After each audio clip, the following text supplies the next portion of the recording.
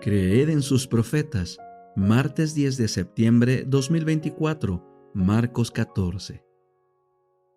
Acuerdo para matar a Jesús.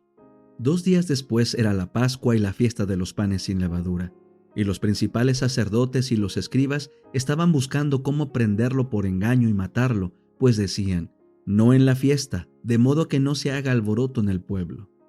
Jesús es ungido en Betania.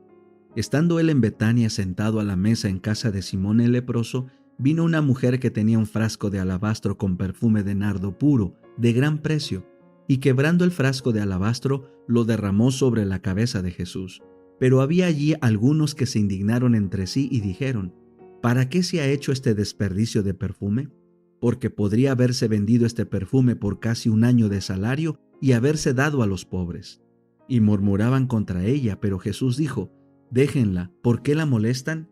Ella ha hecho una buena obra conmigo, porque siempre tienen a los pobres con ustedes, y cuando quieren les pueden hacer bien, pero a mí no siempre me tienen. Ella ha hecho lo que podía porque se ha anticipado a ungir mi cuerpo para la sepultura. De cierto les digo que donde quiera que sea predicado este evangelio en todo el mundo, también lo que ésta ha hecho será contado para memoria de ella. Judas ofrece traicionar a Jesús. Entonces Judas Iscariote, uno de los 12, fue a los principales sacerdotes para entregárselo. Ellos, al oírlo, se alegraron y prometieron darle dinero, y él buscaba cómo entregarlo en un momento oportuno. Preparativos para la Pascua. El primer día de la fiesta de los panes sin levadura, cuando sacrificaban el cordero de la Pascua, sus discípulos le dijeron: ¿de dónde quieres que vayamos y hagamos los preparativos para que comas la Pascua? Él envió a 2 de sus discípulos y les dijo: vayan a la ciudad y les saldrá al encuentro un hombre llevando un cántaro de agua. Síganlo, y donde entre, digan al dueño de casa: el maestro dice, ¿dónde está mi habitación donde he de comer la Pascua con mis discípulos? Y él les mostrará un gran aposento alto, ya dispuesto y preparado. Preparen allí para nosotros. Salieron sus discípulos, entraron en la ciudad, hallaron como les había dicho y prepararon la Pascua. Jesús anuncia la traición de Judas. Al atardecer fue con los 12, y cuando estaban sentados a la mesa comiendo, Jesús dijo: de cierto les digo que uno de ustedes, el que come conmigo, me va a entregar.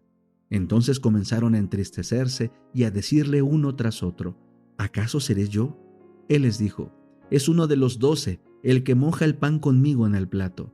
A la verdad, el Hijo del Hombre va tal como está escrito de él. Pero ay de aquel hombre por quienes es entregado el Hijo del Hombre. Bueno le fuera aquel hombre no haber nacido. La cena del Señor. Mientras ellos comían, Jesús tomó pan y lo bendijo, lo partió y les dio y dijo: tomen, esto es mi cuerpo.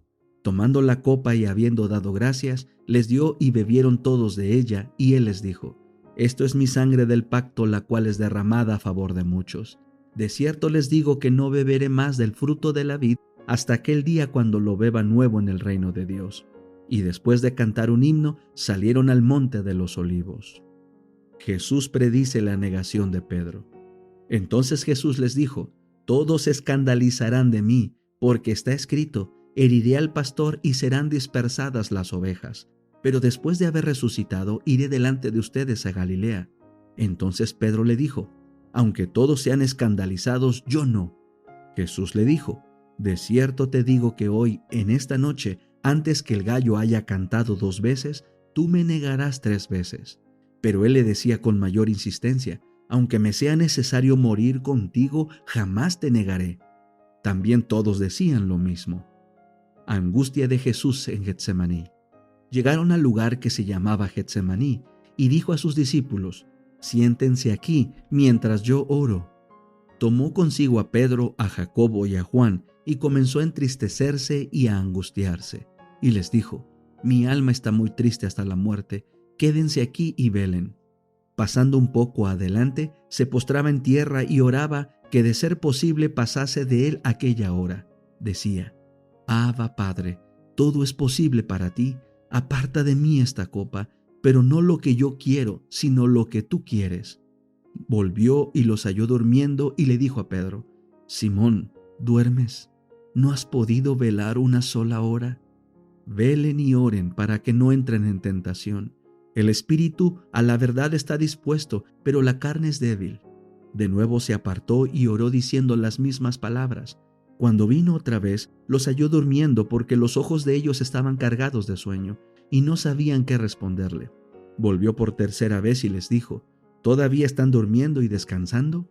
Basta ya, la hora ha venido. He aquí el Hijo del Hombre es entregado en manos de pecadores. Levántense, vamos, he aquí, está cerca el que me entrega. Jesús es arrestado. Enseguida, mientras él aún hablaba, llegó Judas, uno de los 12, y con él una multitud con espadas y palos de parte de los principales sacerdotes, de los escribas y de los ancianos. El que lo entregaba les había dado señal diciendo: Al que yo bese, ese es, préndanlo y llévenlo con seguridad. Cuando llegó de inmediato se acercó a él y dijo: Rabí, y le besó. Entonces ellos le echaron mano y lo prendieron. Pero uno de los que estaban allí, sacando su espada, hirió al siervo del sumo sacerdote y le cortó la oreja. Jesús respondió y les dijo: ¿Como contra un asaltante han salido con espadas y palos para prenderme? Cada día yo estaba delante de ustedes enseñando en el templo, y no me prendieron, pero así es para que se cumplan las Escrituras. Entonces todos los suyos lo abandonaron y huyeron. Pero cierto joven, habiendo cubierto su cuerpo desnudo con una sábana, lo seguía, y lo prendieron, pero él, dejando la sábana, huyó desnudo. Jesús ante el Sanedrín. Llevaron a Jesús ante el sumo sacerdote, y se reunieron con él todos los principales sacerdotes, los ancianos y los escribas. Y Pedro le siguió de lejos hasta dentro del patio del sumo sacerdote, y estaba sentado con los guardias, y se calentaba ante el fuego. Los principales sacerdotes y todo el Sanedrín buscaban testimonio contra Jesús para entregarlo a muerte, pero no lo hallaban, porque muchos daban falso testimonio contra Jesús, pero sus testimonios no concordaban. Entonces se levantaron unos y dieron falso testimonio contra él, diciendo: Nosotros le oímos decir: Yo derribaré este templo que ha sido hecho con manos, y en 3 días edificaré otro hecho sin manos. Pero ni aun así concordaba el testimonio de ellos. Entonces el sumo sacerdote se levantó en medio y le preguntó a Jesús diciendo: ¿No respondes nada? ¿Qué testifican estos contra ti? Pero él callaba y no respondió nada. Otra vez el sumo sacerdote le preguntó y le dijo: ¿Eres tú el Cristo, el Hijo del Bendito? Jesús le dijo: Yo soy. Y además, verán al Hijo del Hombre sentado a la diestra del poder y viniendo con las nubes del cielo. Entonces el sumo sacerdote rasgó su vestidura y dijo: ¿Qué más necesidad tenemos de testigos? Ustedes han oído la blasfemia. ¿Qué les parece? Y todos ellos lo condenaron como reo de muerte. Algunos comenzaron a escupirle, a cubrirle la cara y a darle bofetadas diciendo: Profetiza. También los guardias lo recibieron a bofetadas. Pedro niega a Jesús. Estando Pedro abajo en el patio, vio una de las criadas del sumo sacerdote. Cuando vio a Pedro calentándose, se fijó en él y le dijo: Tú también estabas con Jesús de Nazaret. Pero él negó diciendo: No lo conozco, ni sé lo que dices. Y salió afuera a la entrada, y el gallo cantó. Cuando la criada lo vio, comenzó otra vez a decir a los que estaban allí: Este es uno de ellos. Pero él negó otra vez. Poco después los que estaban allí decían otra vez a Pedro: Verdaderamente tú eres uno de ellos, porque eres Galileo.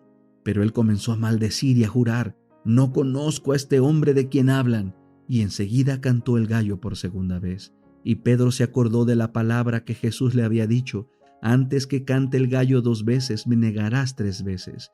Y pensando en esto, lloraba. El deseado de todas las gentes. Capítulo 62. La fiesta en casa de Simón. Los informes llevados de vuelta a Jerusalén por los que visitaron Betania aumentaban la excitación. El pueblo estaba ansioso de ver y oír a Jesús. Por todas partes se indagaba si Lázaro le acompañaría a Jerusalén y si el profeta sería coronado rey en ocasión de la Pascua. Los sacerdotes y gobernantes veían que su influencia sobre el pueblo estaba debilitándose cada vez más y su odio contra Jesús se volvía más acerbo. Difícilmente podían esperar la oportunidad de quitarlo para siempre de su camino. A medida que transcurría el tiempo, empezaron a temer que al fin no viniera a Jerusalén. Recordaban cuán a menudo había frustrado sus designios criminales y temían que hubiese leído ahora sus propósitos contra él y permaneciera lejos. Mal podían ocultar su ansiedad y preguntaban entre sí: ¿qué os parece? ¿Que no vendrá a la fiesta? Convocaron un concilio de sacerdotes y fariseos. Desde la resurrección de Lázaro, las simpatías del pueblo estaban tan plenamente con Cristo que sería peligroso apoderarse de él abiertamente. Así que las autoridades determinaron prenderle secretamente y llevarle al tribunal tan calladamente como fuera posible. Esperaban que cuando su condena se conociese, la voluble corriente de la opinión pública se pondría en favor de ellos. Así se proponían destruir a Jesús, pero los sacerdotes y rabinos sabían que mientras Lázaro viviese, no estarían seguros.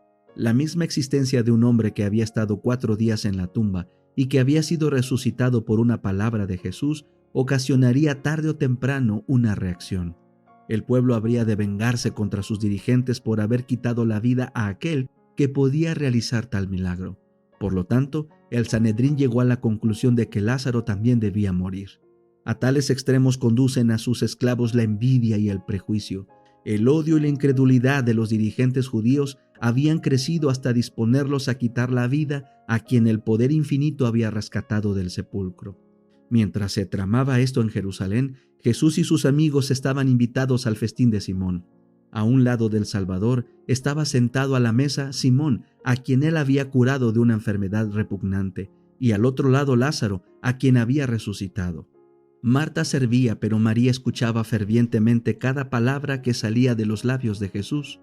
En su misericordia, Jesús había perdonado sus pecados, había llamado de la tumba a su amado hermano, y el corazón de María estaba lleno de gratitud.